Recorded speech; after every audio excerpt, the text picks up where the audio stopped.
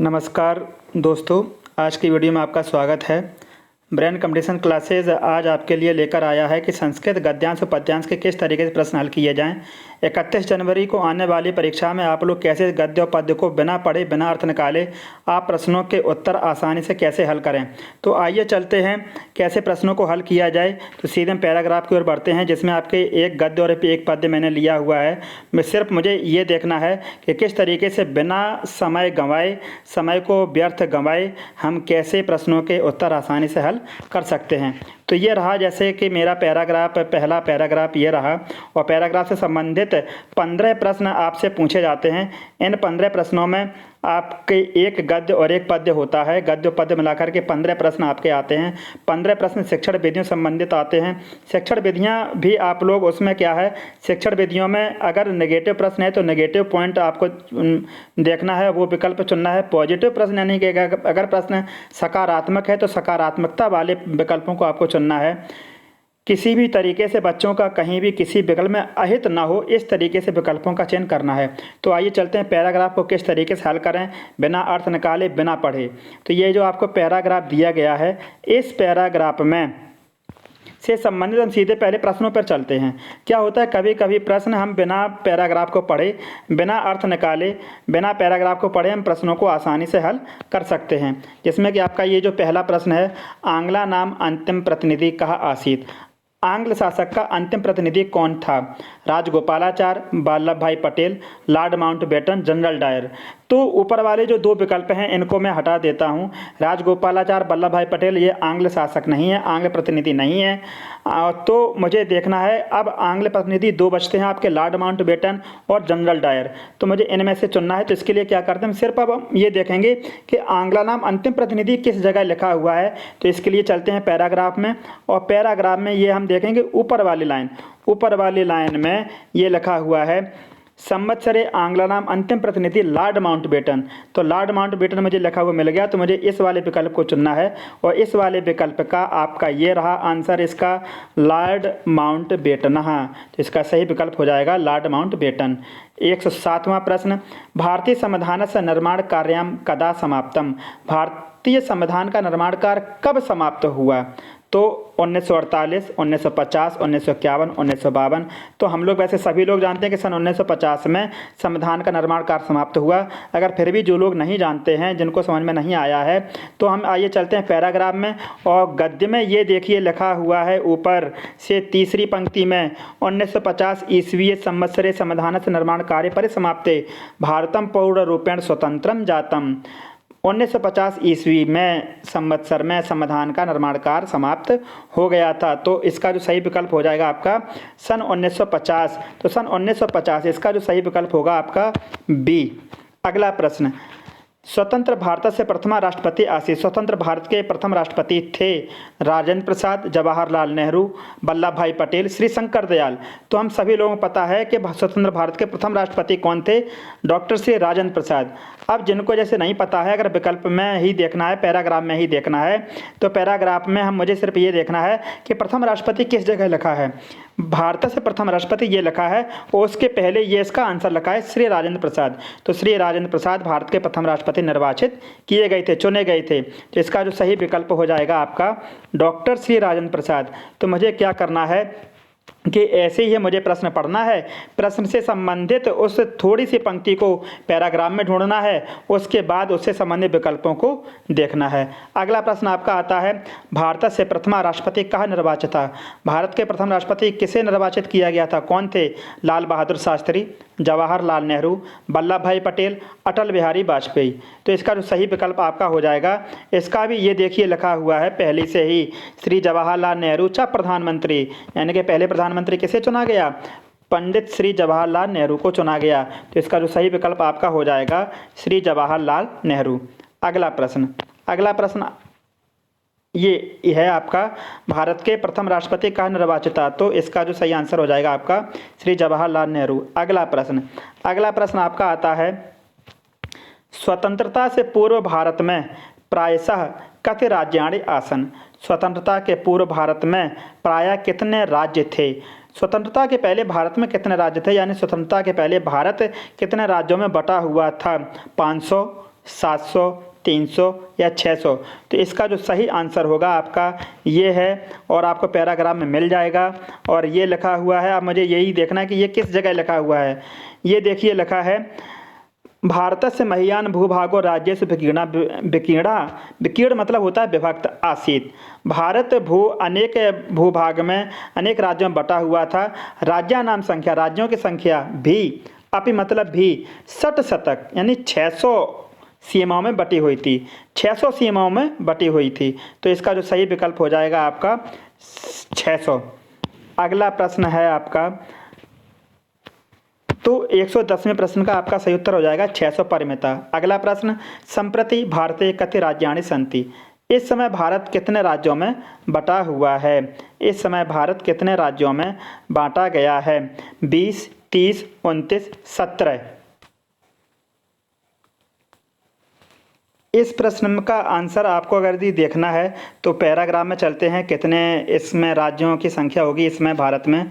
तो ये जो पैराग्राफ है आपका, इसमें ये लिखा हुआ है पैराग्राफ में, इसका ये है आपका, समस्त भारतम नवविंशति राज्येषु विभक्तम अस्ति। समस्त भारत नवविंशति राज्यों में बांटा गया है। नवविंशति, नवविंशति मतलब होता है 29, विंशति मतलब 20, नव माने 9, 20 और 9, 29 राज्यों, समस्त भारत 29 राज्यों में विभक्त है। यदि हम गद्यांश के अनुसार चलें, गद्यांश में इसमें लिखा हुआ है, गद्यांश में समस्त भारत 29 राज्यों में विभक्त है। अगला आपका प्रश्न आता है, अगले प्रश्न में कहा गया है, राज्यपालस्य नियुक्ति कः करोति। राज्यपाल की नियुक्ति कौन करता है? राष्ट्रपति, प्रधानमंत्री, उपराष्ट्रपति या मुख्यमंत्री? तो राज्यपाल की नियुक्ति आपके करते हैं राष्ट्रपति। पैराग्राफ में आप जाएंगे, उसमें आपको मिल जाएगा, राज्यपाल से नियुक्ति राष्ट्रपति द्वारा होती है, राष्ट्रपति करते हैं। अगला है, अस्य गद्यांश शीर्षकम भवितुम शक्यते।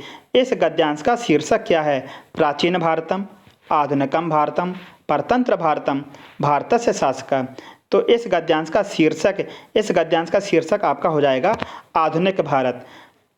अगला प्रश्न है आपका, अगला पैराग्राफ पद्यांश है। पद्यांश में श्लोक दिए जाते हैं, तो इसको भी हम ना पढ़ करके सीधे सीधे हम प्रश्न पर आते हैं। और इसका जो पहला प्रश्न है आपका, छेड़ेषु वित्तेषु काम जानीयात्।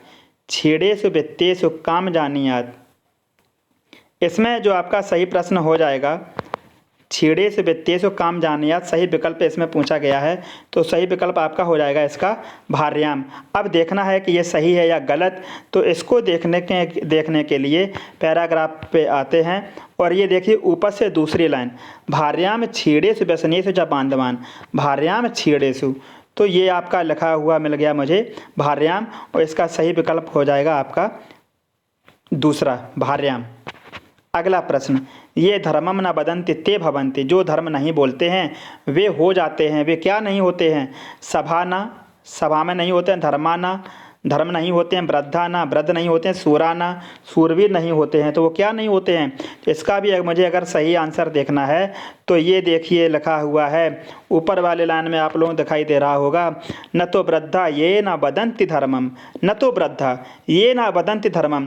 तो ये ना वदन्ति धर्मम तो आपसे प्रश्न में कही गया है। इसके साथ साथ विकल्प में एक आपका लिखा है वृद्धा ना, तो वृद्धा ना में मुझे देखना है, और वृद्धा ना ये लिखा है न तो वृद्धा, न तो वृद्धा। अब इसका जो सही विकल्प देखना है तो ये लिखा हुआ है, इसका सही विकल्प उसका हो जाएगा आपका सी, वृद्धा ना। अगला प्रश्न है आपका, यच्छलेनाभ्युपेतम अस्य संधि विच्छेदा अस्ति।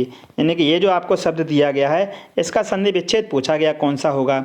तो इसका सही संधि विच्छेद आपको चुनना है, यच्छलेनाभ्युपेतम होगा कि यच्छलेनाभ्यपेतम होगा, यच्छलेनाभ्यपेतम होगा कि यच्छलेन अभ्युपेतम होगा। तो इसका जो सही संधि विच्छेद होगा आप लोगों को अब अगर देखना है तो इस जगह से देखें, ना पे काहे की मात्रा आ की, और जहाँ बड़ा आ, बड़ी ई, बड़ा ऊ, री, इस तरीके से मुझे अगर मात्रा मिलती है तो वहाँ उसमें होता है दीर्घ संधि। और दीर्घ संधि की पहचान होती है दोनों पदों में समान स्वर होने चाहिए। तो यहाँ देखिए आ ए है, यहाँ आ है, यहाँ भी समान स्वर नहीं है, इसमें भी समान स्वर नहीं है, यहाँ भी देखें दोनों पदों में समान स्वर नहीं है। समान स्वर यहाँ आपको देखने को मिलता है, ना पे ह्रस्व आ है, यहाँ भी ह्रस्व आ है, और दोनों ही ह्रस्व आ मिलकर के आपका बना देते हैं दीर्घ आ। तो इसका जो सही विकल्प हो जाएगा आपका डी। इसमें आपका दीर्घ संधि आती है, या छलयन धन अभ्युपेतम। आपसे प्रत्येक पैराग्राफ में गद्यांश हो या पद्यांश हो, इन 15 प्रश्नों में 2 से 3 प्रश्न आपको व्याकरण से संबंधित मिलेंगे ही मिलेंगे। चाहे आपके वो संधि संबंधित पूछें या आपसे प्रत्यय से संबंधित पूछें, आपसे पूछने हैं। अगला आपका प्रश्न है, चंदनात् अपि अधिका शीतला कः वर्तते। चंदन से भी अधिक शीतल क्या है। तो चंदन से भी अधिक शीतल पूछा गया है। विकल्प मैं पहले देख लेता हूँ। पहला विकल्प है इसका चंद्र, सूर्य, तारका और साधका। चंद्रा यानी कि चंद्रमा, सूर्य, तारका यानी कि तारे और साधका यानी कि सज्जन पुरुष। तो मुझे भी देखना है इसका जो सही विकल्प होगा, ये लिखा हुआ है ऊपर वाले ही लाइन में, ये देखिए, चंद्र चंदन योर मध्य शीतला साधु संगति।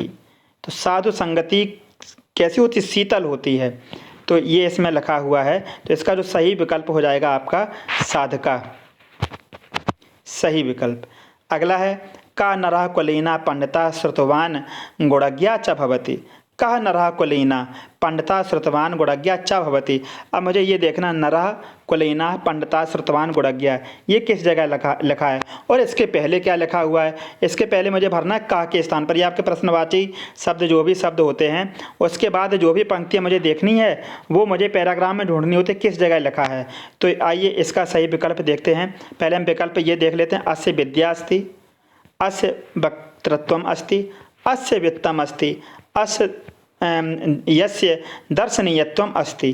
तो इसका सही विकल्प देखने के लिए पैराग्राफ देखते हैं। और पैराग्राफ में ये देखिए आपके सामने पहले से ही लिखा हुआ है, यस्यास्ति वित्तम स नरः कुलीना स पंडिता च स श्रुतवान गुणज्ञा। तो ये आपसे देखेंगे, ये इतना आपको प्रश्न में लिखा हुआ है, नरः कुलीना स पंडिता च गुणवान श्रुतवान गुणज्ञा। तो यस्यास्ति वित्तम, यदि हम इसका विच्छेद कर लें, यस्यास्ति वित्तम, तो यस्य ये हो गया, इसमें अस्ति और जुड़ा हुआ है, अस्ति अलग का ये लेते हैं, और वित्तम। तो इसका जो सही आपका विकल्प होगा, मुझे कहीं ये वाला लाइन कहीं लिखी मिल जाए, यस्य अस्ति वित्तम। तो इसका जो सही विकल्प आपका हो जाएगा यस्य वित्तम अस्ति। तो ये हो जाएगा आपका इसका सही विकल्प। सही आंसर यस्य वित्तम अस्ति। अगला है आपका, सर्वे गुणाः किम आश्रियन्ते। सर्वे गुणाः किम आश्रियन्ते, यौवनम, कुलीनत्वम, गुणज्ञत्वम, कांचनम। तो इसका सही आंसर देखने के लिए पैराग्राफ में देखते हैं सर्वे गुणा किस जगह लिखा है। तो ये लिखा है आपका सर्वे गुणा कांचमाश्रियन्ते, यानी कि कांचन। तो इसका जो सही आपका विकल्प हो जाएगा चौथा, कांचनम। अब देखिए एक ये और प्रत्यय आया, दर्शनीयः इति पदे प्रकृति प्रत्ययु स्तः। दर्शनीय जो पद है इसमें प्रत्यय पूछा गया है। दर्श और अनियर, दृश्य धन अनियर, दर्शन धन ईय और दर्श धन नियर। तो ये ना ये इसका सही है ना ये इसका सही है। अब मेरे पास 2 विकल्प बचते हैं, पहला और दूसरा विकल्प। इन 2 विकल्पों पर अगर हम चर्चा करें तो क्या होता है, ये दर्शनीय जो प्रत्यय है शब्द है, इसमें आपका अनियर प्रत्यय होता है। अनियर प्रत्यय उन सभी में होता है जिसमें अंत में आपको अनीयः या फिर अनीया या फिर अनियम, मुझे इनमें से कुछ भी लिखा हुआ मिल जाए तो उस शब्द में अनियर प्रत्यय मिलता है। तो दर्शनीय इसमें जो लिखा हुआ है, इसमें देखो अनीय का उच्चारण हो रहा है, इसमें अनियर प्रत्यय है। अब अनियर देखिए 2 जगह लिखा हुआ, एक ये है एक ये है। अब इनमें से सही कौन सा है। दर्श नहीं शब्द होता है, दृश्य शब्द होता है। दृश्य मतलब देखना, दृश्य धातु होती है। दृश्य धातु के साथ जब अनियर प्रत्यय लगाते हैं तो आपका शब्द बनता है दर्शनीय। तो इसका जो सही विकल्प हो जाएगा आपका दृश्य धन अनियर प्रत्यय, ये इसका सही होगा। दर्श ये आपकी धातु नहीं है, सही धातु जो है, मूल धातु जो है वो दृश्य होती है और दृश्य का मतलब होता है देखना। तो दृश्य धन अनियर, इसमें आपका अनियर प्रत्यय। इसी के साथ एक और प्रत्यय होता है कितवतु प्रत्यय।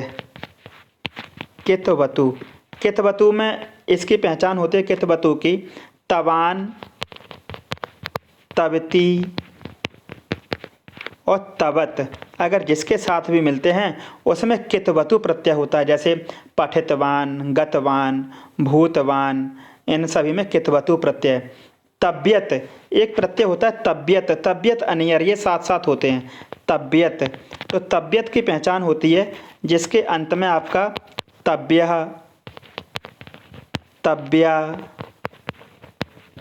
तब्यम, ये अगर मुझे लिखे हुए मिल जाते हैं तो उसमें होता है आपका तबियत प्रत्यय। जैसे यहीं होता है आपका द्रष्टव्यम या द्रष्टव्या, द्रष्टव्य, तो आपका इसमें हो जाता है आपका तबियत प्रत्यय। पठितव्या, हसितव्या, गंतव्या, इन सभी में आपके तबियत प्रत्यय। तो इस तरीके से दोस्तों प्रश्न आते हैं आपके। पैराग्राफ को आप आसानी से बिना पढ़े हल कर सकते हैं, बस थोड़ी सी सावधानी की ज़रूरत है, हड़बड़ाने की ज़रूरत नहीं है, घबराने की भी ज़रूरत नहीं है। पेपर को बहुत ही सावधानीपूर्वक करें। पेपर संस्कृत का सभी लोगों की आदत होती है भाषा सेकंड में प्रश्न को चुनने की, संस्कृत को चुनने की। तो भाषा सेकंड आपको जहां ऊपर पेपर के ऊपर लिखा हुआ मिले भाषा सेकंड संस्कृत, तो मुझे वही 30 प्रश्न हल करने हैं। भाषा फर्स्ट में भी आपको संस्कृत मिलेगी तो भाषा फर्स्ट के संस्कृत के प्रश्न नहीं हल करने हैं। आज सभी लोगों की मेरी आदत होती है भाषा फर्स्ट में हिंदी चुनने की, भाषा सेकंड में अंग्रेजी या संस्कृत चुनने की। यदि जिन लोगों ने भाषा सेकंड में अंग्रेजी को चुना है तो भाषा सेकंड के अंग्रेजी के 30 प्रश्न हल करें। यदि जिन लोगों ने भाषा सेकंड के संस्कृत को चुना है तो भाषा सेकंड के संस्कृत के 30 प्रश्नों को हल करना है। धन्यवाद।